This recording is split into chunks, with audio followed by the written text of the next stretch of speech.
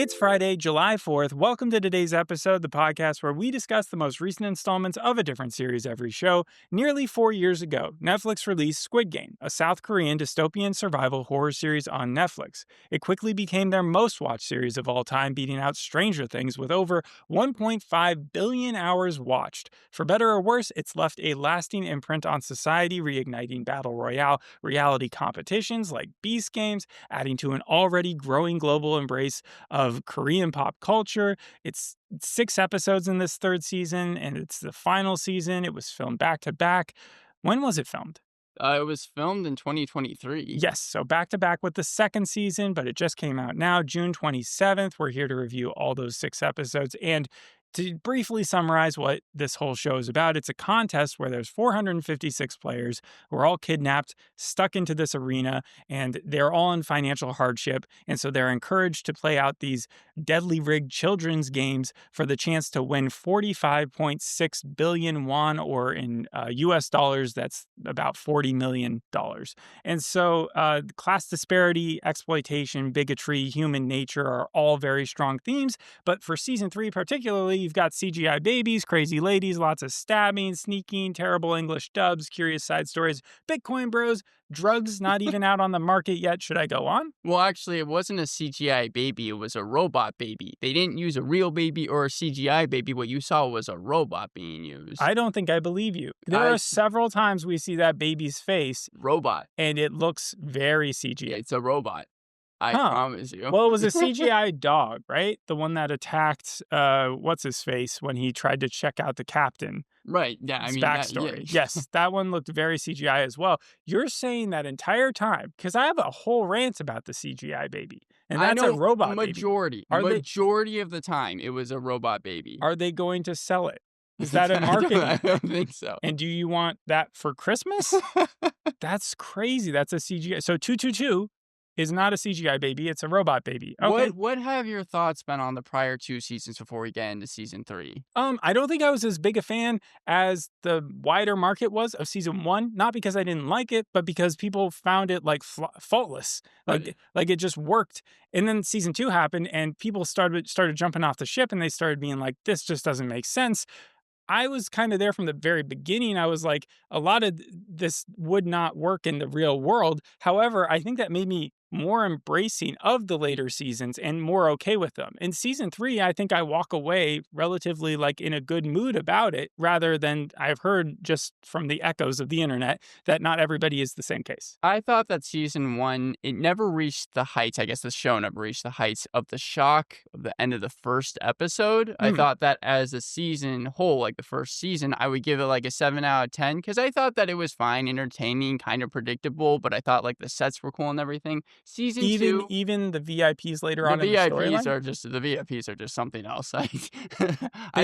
They are relatively relegated to a smaller part of the first season than they are in season 3, which is funny because they cut out a lot of the VIP stuff from season 3. From what I understand, the VIPs in season 1, they kind of did an interview with the actors after the backlash from it, and they didn't even know what TV show they were really doing. They were given notes of just reading the lines, but they weren't really sure what the tone was. You could tell it was the budget back then. It was a Korean show, and so they could get whatever English actors they could. The difference is once it hit the amount of fame that it got after season 1, like you could have pulled in, like we saw, Kate Blanchett by the end. So why didn't season 3 have better VIP? That's already getting into some of my cons here, but I will also say season 2, I thought this acting, sets, and costumes were still good, but I was kind of with the majority. I thought that since it was fewer episodes, but still took 2 episodes for him to get into the Squid Game. Him being Gi-hun? Yes, but I'm going to refer to him as 4, 5, 6. We should all refer to the numbers only because I'm going to butcher the names otherwise. The names are very hard to either remember or also,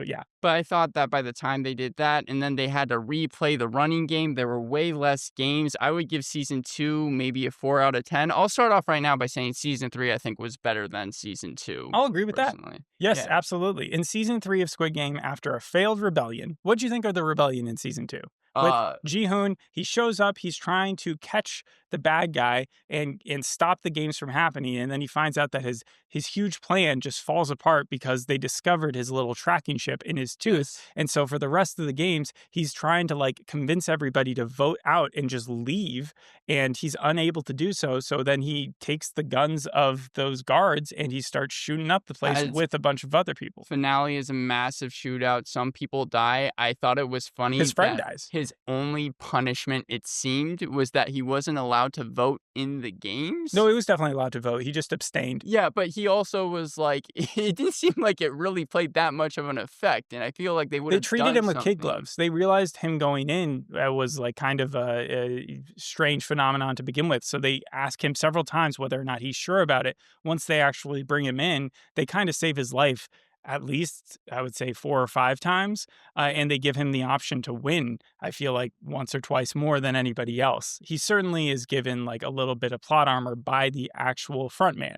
And no more so than when in the first episode of season 2, it's revealed, right, that the number one is again one of the inside dudes. Right. It is the front man, Yes, and he yes. makes friends with Ji-hoon, and is only that only comes about and is revealed. The betrayal is only revealed at the end of season 2. So yes, after this failed rebellion, it's back to the final 3 games. There's hide and seek, which everybody's been waiting for, jump rope, and Sky Squid Game. I think very strong events to end this series with. I agree. Seong Gi-hun, player 456, is dealing with a lack of purpose at this point. Most of his friends are dead, Yep. and he's realized he's failed. The And so rebels have been executed. he's Yes. he's dealing with a lot of survivor's guilt. And so like he's just a bummer to be around. No one can talk to him. He's spending the bulk of the first 3 episodes just semi-mute and emotionless. Unless you're talking about in episode 2 when he goes full Terminator and he's just trying to kill one dude who he blames for the entire thing, but really it's just another version of him trying to take away from his own psyche what drama like he's like it's got to suck. He spent the last few years ditching his daughter. He's had all this money, He's been and trying to get into the it games. blew up in his face. And I mean, he tried to save so many people. I mean, we saw it from the first second that they did Red Light, Green Light in season 2. He was trying to tell them, like, guys, this is not the game that you think it is, yet they kept on voting to continue the games. Yeah. It isn't until the final characters with any semblance of moral fortitude, I will try pronouncing their names, Hyunju, 120, Goomja, who's the or the mom, the mom Right, and the mom, yeah. son, but like this was the mom, 149, and Junhee, 222, they all die. And then when that happens and the VIPs show up and they make 222's baby into the new 222 Yep. and say, also a player, they don't let the baby out of the games.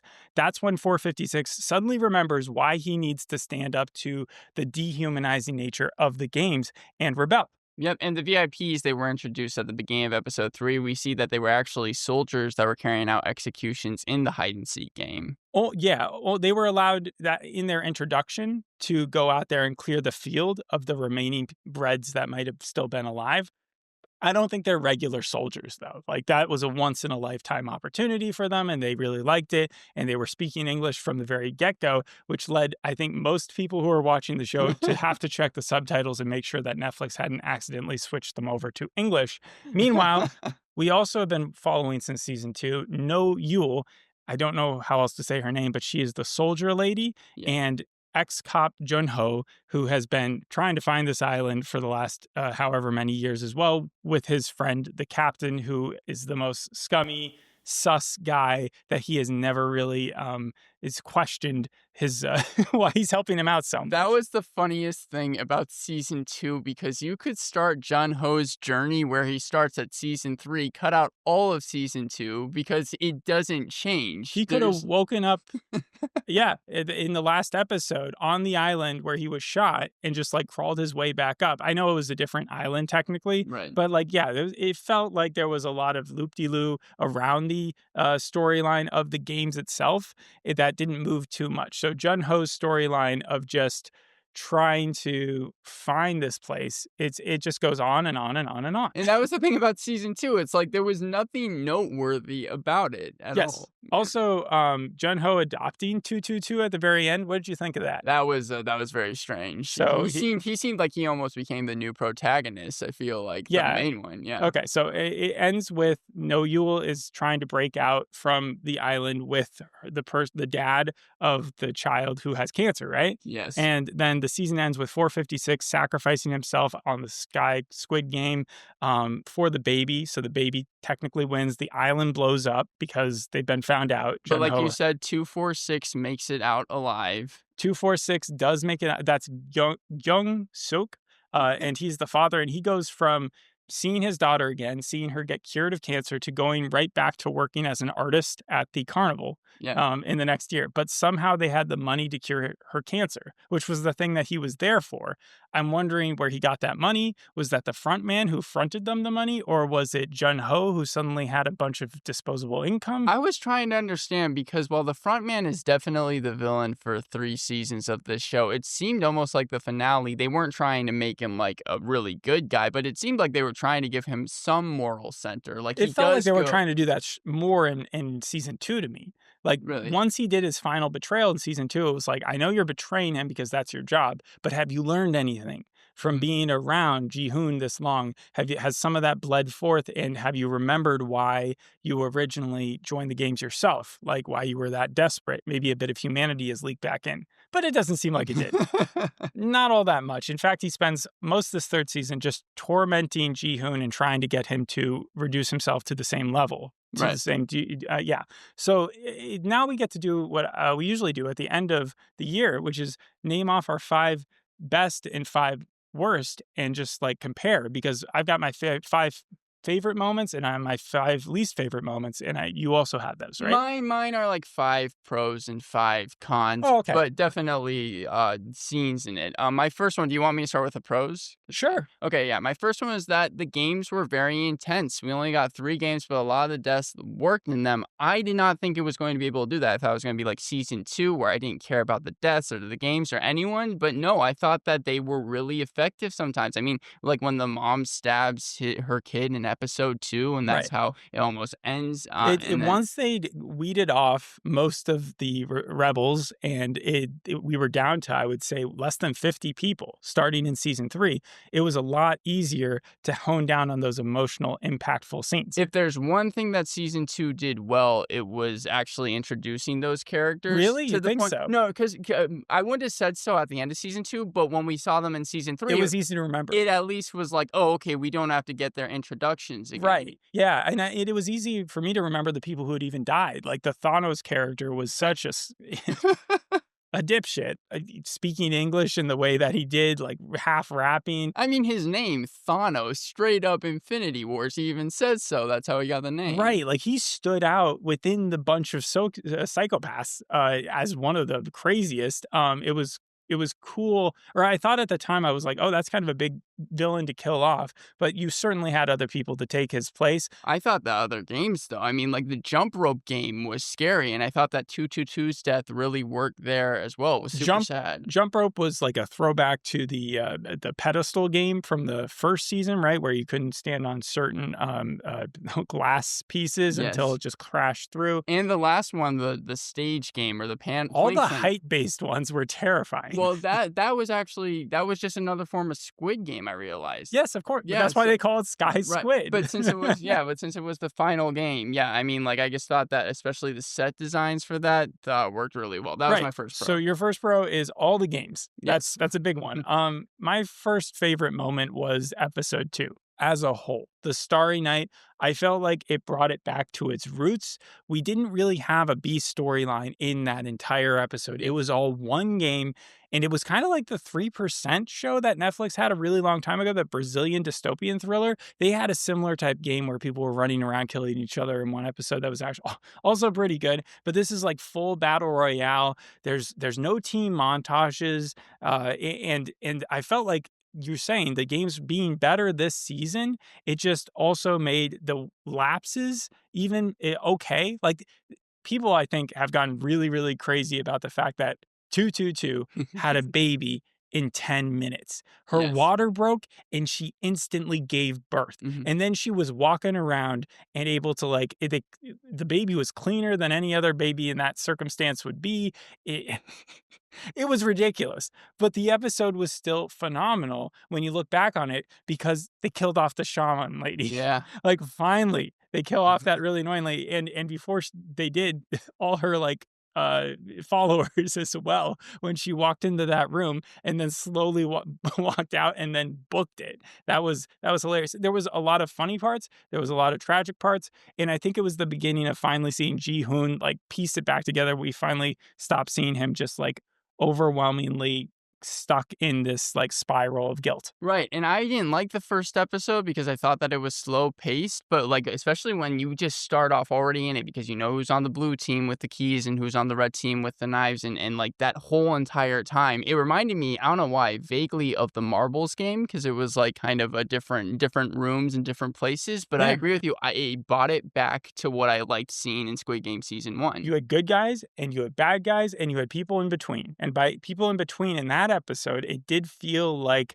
the guy who was looking out for 222, the one who was still killing people with that other crazy dude, the Bitcoin bro dude, that he was redeemable at that point. By the end of the episode, no longer the case. Yes. And so all of those like trajectories and watching that play out, yeah, episode 2 was for certain. It might even make it onto my top episodes Wow. of the year. And then so number 2. Yeah, mine was the pacing for the season seemed pretty good when we focused on the Squid Game storyline. The side storylines, I'll talk about that a little later. But when we focused on the main storyline with 4, 5, 6, whether it be him having to try and save 222 or even his conversations with the mom's character, you know, I thought that like it kept a pretty good pace, and that was probably due to the 6 episodes. I'll go as far as saying that, yeah, 6 episodes, usually you kind of fault a series for making it so short. Game of Right. Thrones, they got shorter and shorter and shorter, and you got less and less content out of it. It did feel by the end of this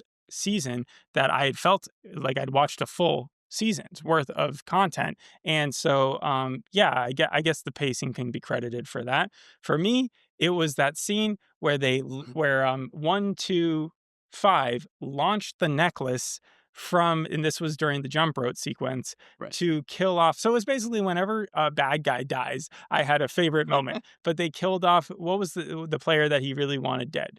Was it 124?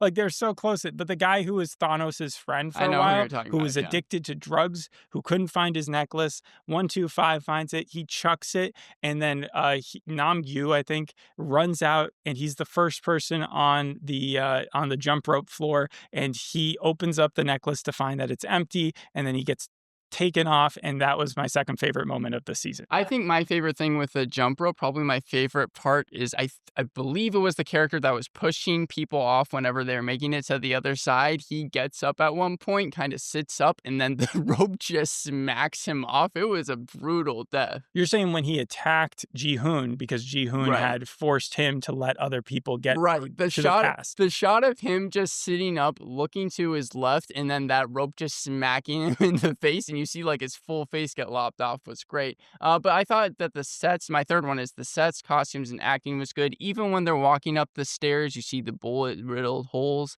I thought that again, the acting gray in it, and then the costumes. Yeah, I always just like the way that the contestants look. You're saying your third one is the acting? Yeah, like that's kind of 3 in 1. 'Cause Sets, costumes, and acting. Well, my third is definitely the acting of all the contestants. Right. I won't go as far to say all the B plots made that much sense, but the contestants, lots of people introduced in season 2 got crap, like we've talked about. But player 1, 2, 4, like when you hate them, you as a character, that can sometimes mean that they're doing a great job. Yeah, I mean, especially as a villain, yeah. So I would probably, yeah, give props to 100 even.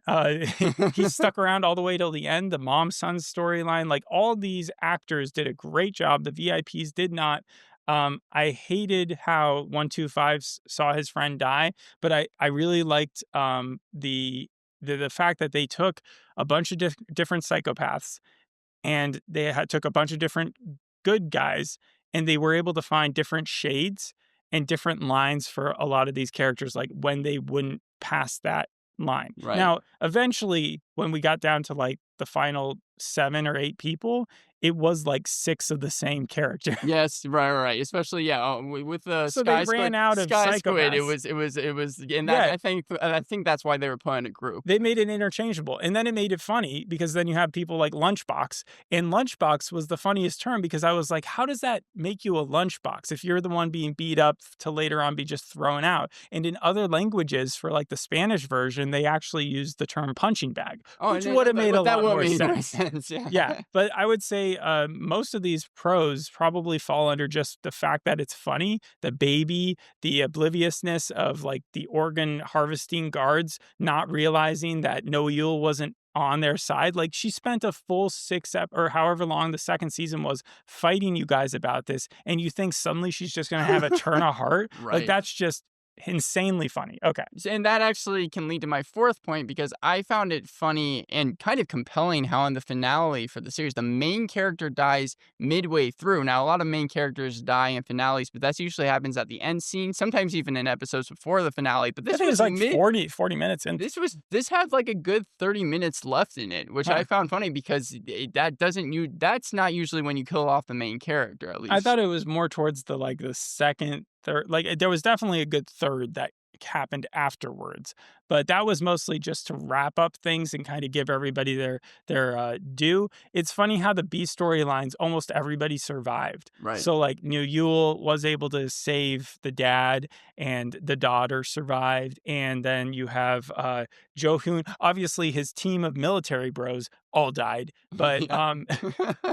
but you have the loan shark dude survived, Right. and he was kind of like a vaudeville act at a certain point where he was just kind of comic relief in and of himself. His police storyline, Very much he was so, never yeah. really at risk of even dying. But It going seemed back to like. Jun Ho's story, I mean, again, I know we already kind of mentioned it, but he really does end up kind of with the best story. He gets the money, right? He has the card. Ji-hoon? Yeah, or I thought he did. Oh, Did he you're not? not talking about the main character. You're talking about Johan. Yeah, Yeah. Junho. When they do the Junho. 6 month time jump, yes, and then Yes. he also, I guess, has a baby now. I don't think he spent so many years trying to track down his brother, trying to track down the island, Right. and he finally gets what he wants. And then what? He just shouts at him. He's like, "Why'd you do it, bro?" Or something like that. And then the brother just kind of looks at him, doesn't even wink, just kind of like descends in a thing with a baby. And then 6 months later, that baby I is know. in your house. I don't know if you can necessarily say that he got the best of all the deals, but maybe in comparison to everybody who died, sure. Right. Okay, so for my number 4, right? Are we there? Yeah, we're four. I think this was maybe even my favorite moment. Like it's between these two, but like my favorite moment was King Sae-byuk, player 067's return, even though it was only for like 5 seconds. Like seeing the girl from season 1. That was cool. Yeah. Yeah, and she was nearly saying the exact same thing that she had told him last.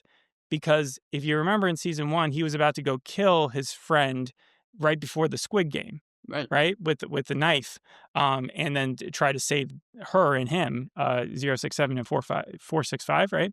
And Four, five, instead, six. 456, and instead she was like, "That's not who you are," or something like that. And in this, she's like, "This isn't you." And so he had the same option and he chose not to do it. And they even put the same like makeup on her from the season 2 seasons earlier. And so I thought to bring her back just for that, like the flashbacks or not flashbacks, but the ghosts that were appearing, extremely effective. Yes. And all the returns, even Thanos's, I That thought was well done. That was funny. Yeah, him dangling off the edge. The only reason I recognized that woman was because of the makeup. I really liked how she returned. You also had the guy with dementia, the evil guy, in the first season. I He didn't know showed if he up. actually was there because he had his mask on the entire time. I thought he did. I Yeah. thought he was there. But I don't know if because that guy's like 80 something in real life. And so I don't know if they actually got him. But with her, it was like a lot of fan theories out there were like, well, had she survived? Had the Squid Games like going to. I don't think it was that. I think he was just being like kind of haunted. It was nice that kind of reminded him of his humanity again.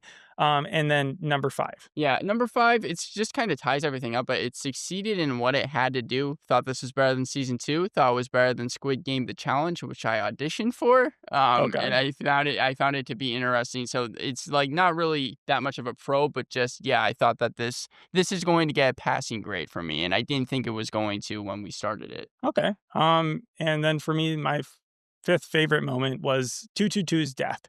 So it was really sad to see her try to do the jump rope from the side with a couple seconds or like a minute or so left. And you could just tell that angle wasn't going to pass. And then for a while, because the name of the episode is 222, you just know she's going to die. Yeah. You don't realize that the reason the name is because they're going to make a They're new going to player, give it to the 222. baby. Yeah. Yeah. But just her like speech was almost the same exact thing in reference to the 067 character, where she's like, "Don't do it, don't risk your life for me. But if you could save my baby, that'd be great." And so yeah, both of those were heart-wrenching moments, and I think they were both deserving on this list.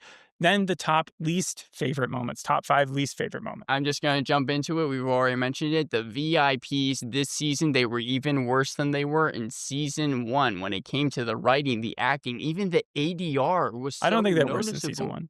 I don't think they're worse in season 1. I think they were. Apparently, they dubbed over their The lines. girl did. Despite speaking in English. Not I that- think it was everyone. I'm pretty sure it wasn't the long-haired dude. Some places noted it sounded like AI, and I don't think it was. It definitely wasn't, but I completely understand where they're coming from. They were terrible, and they didn't add anything to this series. You could have taken them out. They didn't really add anything in season 1 either. Awful. Yeah, I think it did actually push the story forward, but you need the lines delivered differently, and you could probably do with some better dialogue. They delivered it almost like you hear dubbed anime. And it's surprising that they didn't get a suggestion or take a suggestion and kind of fix that. But maybe they thought that just adds to the comic element of who's watching this and the absurdity of it.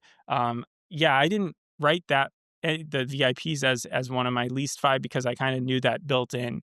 But the first one for me was the captain. The guy was so like the first time I saw him on screen, I remember in season 2, I was like, that guy's evil. And Captain it took Park. Yeah. Jun Ho way too long to follow my lead. Like I told him.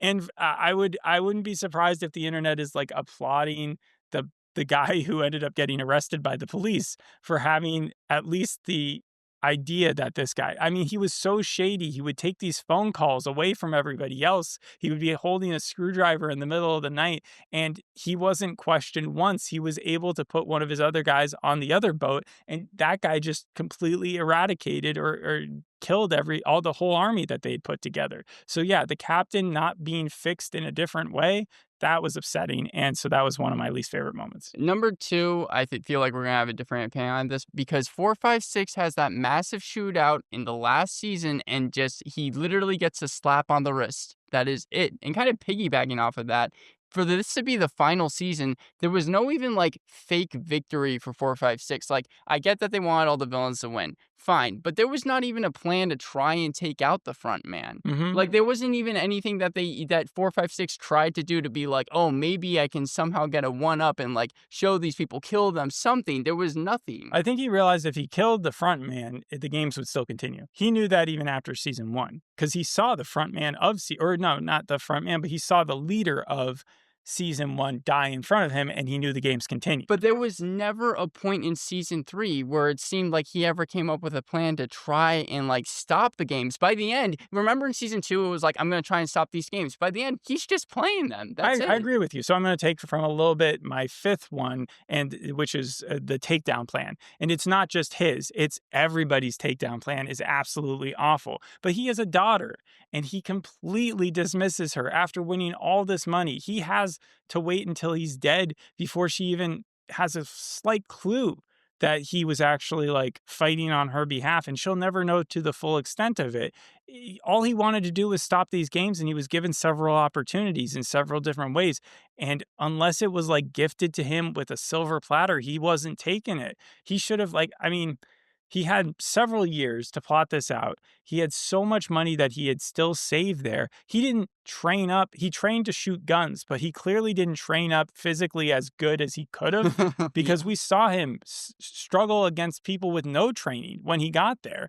It was strange to see how little there was a preconception, pre-planning that went on. But my second one was also very little comeuppance, which goes along with your VIP point. The front man survives. All the VIPs survive. The police don't get any ramifications for being as bad as they are at finding this place.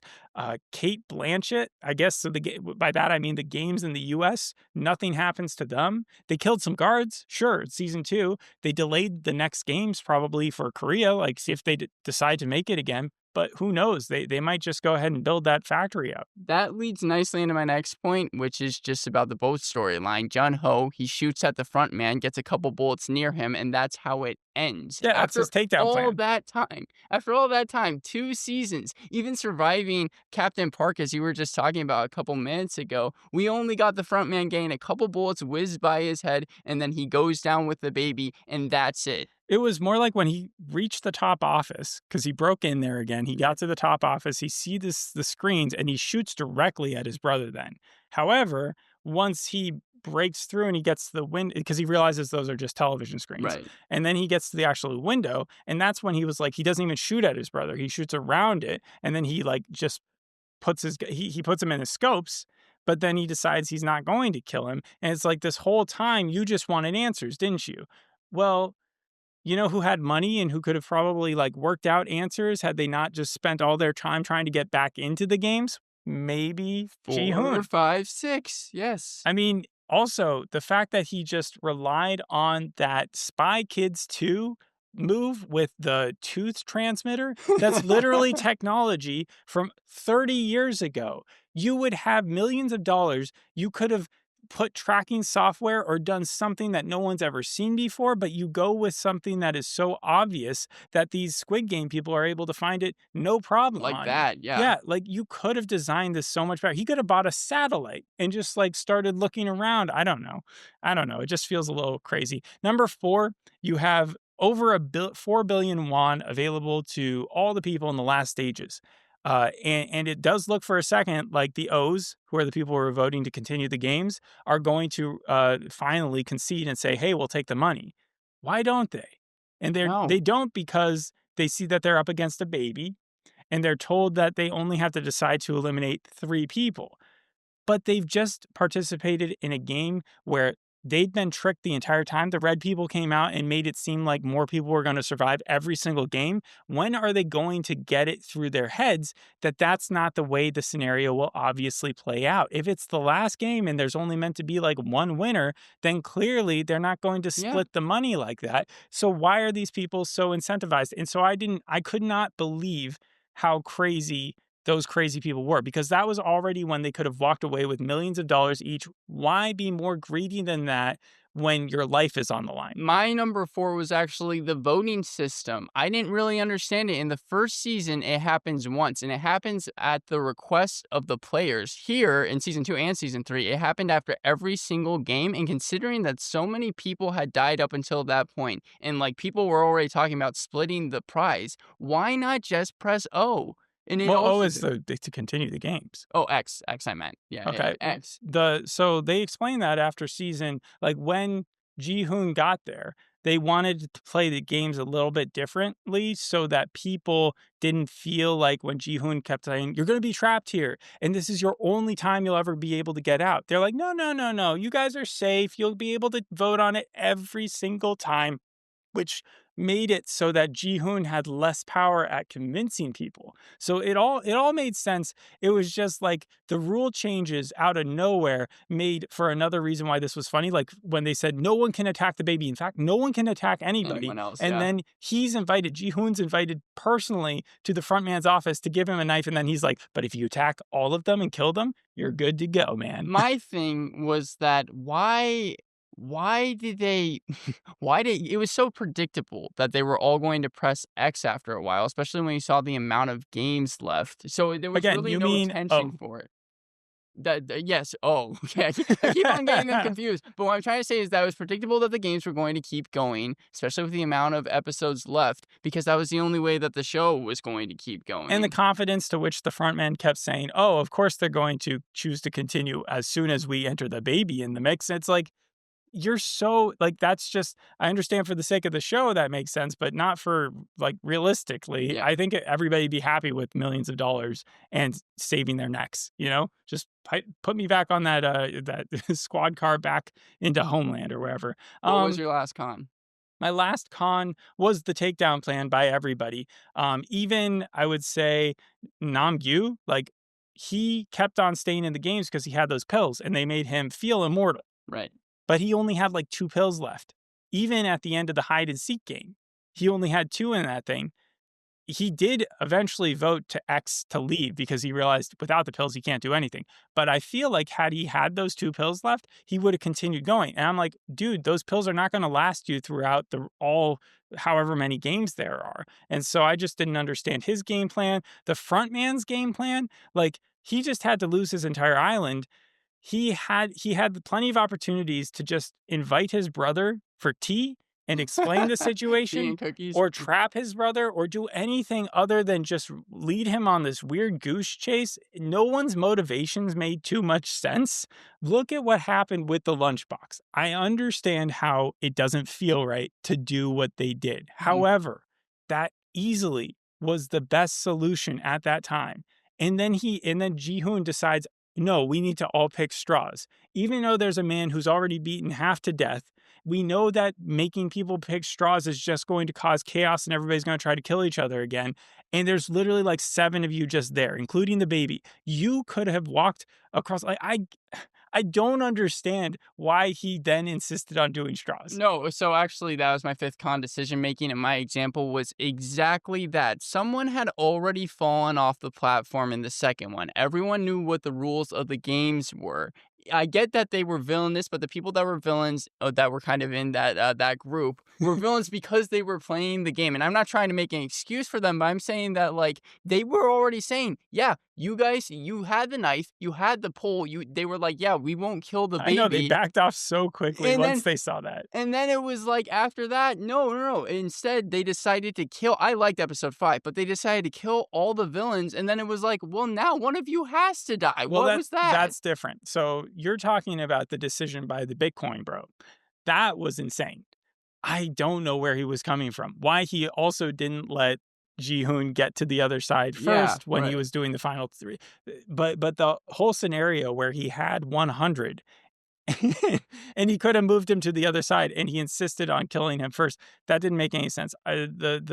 Picking straws happened earlier than that. And I was just saying Right. Ji-hoon was given the opportunity to be like, absolutely. And I think 100 would have taken that, or not 100, but Bitcoin Bro would have taken that deal. And then I don't think it would have been good if he'd raised the baby, but at least Ji-hoon would have survived. He could have gone back to his daughter, and this could have been a way happier ending. As it was, what did you think of the way that, like, do you think it should have ended when Ji-hoon died? I mean, I think that When maybe the explosion happened? I think that would have been a better ending for the show. I know that the creator wanted to have an upbeat ending. He originally wanted Ji-hoon to get away with others being able to escape the island, and he was going to end it where 456 goes to see his daughter. But in the end, they decided to kind of Too change that. sappy? Yeah, he was like, you know Oh. what, that's too happy for this thing. So I feel like, yeah, I don't know. This season, it seemed like a little bit of a mess. That being said, I still enjoyed it enough where I'm going to give it a 6 out of 10. Squid Game Season 3 is required viewing if you've seen Season 2. If you did stop after Season 1, I'm torn on whether or not to recommend it, but I believe that you should. Mhm. It's an imperfect show. The saving grace is that despite the horrific death and moral dilemmas, actually, it is those things. No, I'm just kidding. Despite all the horrific death and the moral dilemmas, there are moments of heart and oddity that make not just the survivors survive, but also it's survivable to watch. And so, even though I'm upset by, like you said, the decisions that were ultimately made by the main protagonist and the antagonist too, because when the front man and the main and Ji-hoon have their final meeting in like episode 4, 4 or 5, I think it was 4, yeah. you expected that to be like a lot more central. Like Right. that was Logan Roy and Kendall Roy having that sit down meeting. Like that was supposed to be a Breaking Bad-esque meeting, and instead it lasted 2 seconds, and you got a little bit of backstory behind, a little bit more backstory to the front man, and then that was it. So overall, a little disappointed, but mostly, especially with episode 2. impressed. So 7 out of 10. 7 out of 10 for you. It has an 8 on IMDb overall. This season has the lowest critical score and definitely lowest audience score. The critical score is 78%. The audience score is 50%. That being said, it has not stopped viewership for this thing. It broke records in the first 3 days with 60.1 million views on Netflix. It's already the 9th most popular non-English TV show ever on Netflix with 368,400,000 hours watched already.